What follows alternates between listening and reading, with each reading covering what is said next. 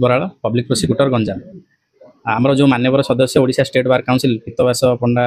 हत्या मामला जो अभियुक्त शिवशंकर दास ओरफ पिंटू ताकू जेल शिफ्टिंग करने गोटे आवेदन कराई कोर्टे आउ ब्रह्मपुर जेल रु फुलवाणी जेल को शिफ्ट करने सेफ्टी और सिक्योरिटी ग्राउंड रे जोटा को लेकिन पत्नी कोर्ट को लिखिक देते कि गंजाम जिला भितर कौन एक जेल रे विशेषतः भंजनगर जेल रखापी आवेदन करते जोटा को लेकिन जेल अथॉरिटी मानक रिपोर्ट मगा जाता से जना पड़ा कि विभिन्न विरोधी गोष्ठी जमीक शांति मिश्र हत्याकांड मामलें जो अभियुक्त मैंने भितर अच्छा अन्य किसी गोष्ठी जो मैंने भंजनगर जेल अच्छा तेणु रखिले विपद अच्छी जीवन प्रति बोली अनुभव करी मान्यवर अदालत आज 29/10/2025 ब्रह्मपुर जेल रु स्थानांतर करने फुलवाणी जेल को ऑर्डर देते एवं जेहेतु